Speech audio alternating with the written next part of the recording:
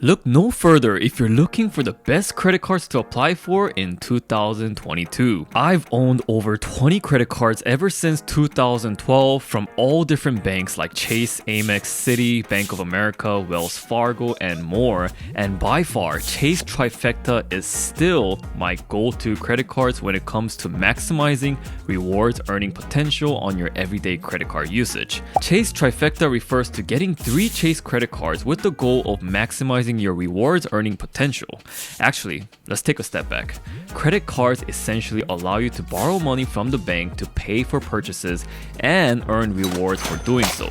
You can earn percentage cashback, miles, or reward points to then convert into gift cards, products, services, and much more. But the most popular preferable way is to get either cashback or miles because who doesn't like cashback, right? Just send your cash. I wouldn't want reward points for gift cards unless I know I'm going to be shopping a lot. Getting rewarded for spending is great, but you also build your credit while you're doing it. If you're interested in building your credit, then check out my credit building video that I made previously. Now, let's go back to the Chase Trifecta. Essentially, this is for those who like to squeeze out the maximum possible value out of their credit card reward, and it is also for those who spend frequently. You need to be strategically spending, transferring, and redeeming in order to get an effective reward rate of up to 7.5% on select purchases. In comparison, if you were to just use a single credit card for every purchase, it will typically net you an overall rate of 1 to 2% rewards. Because I know not everyone wants to carry around multiple credit cards and use their head, I will also recommend my credit card of choice that I carry around daily. Now, here's what you need to know about the Chase Trifecta system. Many, if not all, of Chase credit cards will earn you Chase Ultimate Rewards points when you spend your money. Let's call these points Chase points since it's ridiculously long. And these points are the main bread and butter of the Trifecta system because depending on which card you use, you earn different percentage of points on 3 different Chase credit cards. They are then able to be combined into one account and be used for anything you want. Keep in mind with some of these credit cards, they will say cashback, but it's just rewarded in Chase points. So for example, if a card say 5% cashback and we spend $100, then we'll be getting $5 worth of points, which would be 500 Chase points. Let me now go over the credit cards that you can obtain as a regular consumer and a business owner. The business credit cards are specific to a business owner, but most of them are on the consumer side as well. The first consumer credit card on our list is a Chase Freedom Flex card.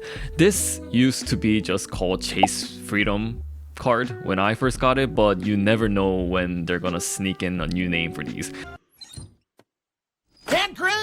This has an annual fee of $0 and earns 5% cashback or Chase points on up to $1,500 in combined purchases each quarter on bonus categories. After earning up to $1,500, you will get 1% back on all purchases. You have to activate these rewards on bonus categories in each quarter or you will not be earning those extra 5%. The bonus categories will change every quarter and they include everything from groceries, eBay, gas, home improvement, entertainment, and much more. They will constantly change every year and every quarter, but you don't have to worry because you will know the categories when you're activating on the website or the app. And besides earning on the bonus categories, you will earn 5% on travels booked through the Chase Ultimate Rewards portal, which just means to book through their website, and 3% back for restaurants and drugstores, and unlimited 1% on all other non-bonus category spendings. The next consumer credit card is the Chase Freedom Unlimited.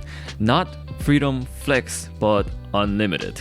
It has no annual fee and earns back similarly with 5% cashback on travel booked through the Chase portal, 3% cashback on restaurants and drugstores, and an unlimited 1.5% on all other spending. So this is your everyday card to cover all the purchases that doesn't fit in the bonus category or the bonus quarterly category from Chase Flex card, which you would earn 5% because remember that the Chase Flex will only earn 1% on all other purchases So this 1.5% will help you maximize on all the rest of the purchases. This card is simple and plain, and that's what's great about it. Now, if you're looking to own this card as a business owner, there is a business version of this called the Ink Business Unlimited credit card, which also has a $0 annual fee and earn the same amount of 1.5% cashback on all purchases. Next up is a Chase Sapphire Preferred card, which has an annual fee of $95 and will earn 5 points per dollar on travel booked through Chase,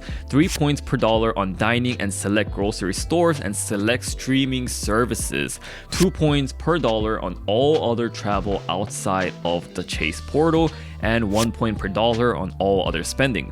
This is the entry line of premium credit cards among the Chase credit cards, but considering that you have to pay $95 in fee, you still only get 1% cashback on all other purchases, so you would still consider using the Chase Freedom Unlimited for those purchases. But here's a perk of this card. If you claim the points that you combine from all your credit cards and use it to book travel through the Chase portal, those points will be worth up to 1.25 cents each. Pretty much, this means it will 1.25 times your points when you redeem them for travel, also known as 25% more on your points. This is the main beauty of the Chase Trifecta. This card and the next card I will talk about is what completes this trio combination, because you're able to effectively make them worth much more than what you originally earned. So the bonus rotating categories on Chase Freedom Flex that you earn 5%, you're now earning 6.25%. And for the Freedom Unlimited, you're earning 1.875% instead of 1.5%. Again, if you want the business version of this, there is the Ink Business Preferred credit card. Wow, that's a long name, which has the same $95 annual fee with 3 points earned per dollar on the first $150,000 spent in combined travel, shipping, internet, cable, phone services, and advertising purchases made on social media sites. All other spending is unlimited 1 point per dollar, or 1%. As you can see, the reward limit is higher and it is based more around business expenses. Last but not least, consumer credit card is the Chase Sapphire Reserve. This is the primary credit card that I regularly use and take around, and would probably be my pick for anyone who is interested in a premium credit card that is good for all-around purposes. This is now considered the highest grade consumer card with a whopping annual fee of $550. It earns 10% spent on hotels and car rentals booked through the Chase portal, 5% on flights booked through the Chase portal, 3% on travel and dining, and 1% on all other purchases. Remember how the Chase Sapphire Preferred valued your points 1.25 times when you spend it on travel through the Chase portal? Well, this card will value your points to 1.5 times, so that's 50% more. You may have noticed that most of these perks are great when you use it for travel. I mean, it's not bad when you don't use it for travel, but they will just give you the best bang for your travel rewards earning buck. So to use a combination of cards, you can use a Chase Freedom Flex on bonus categories of spending that earns 5% back each quarter, and then you can use a Chase Sapphire Reserve on travel and dining, then you use a Chase Freedom Unlimited on everything else for 1.5% cashback. Here's an example table of what that might look like. You can pause the video to compare all the spendings and earnings. Lastly, consider the following when you're thinking to apply for these cards. You need to consider your break-even point. The Chase Sapphire Preferred and Reserve have an annual fee that you have to consider. There are some things that I haven't covered, such as an annual of $300 credit that you get for transportation and travel that you get with Chase Reserve, which offsets the $300 out of the $550 annual fee and all other perks and benefits. Second, your ability to juggle multiple credit cards.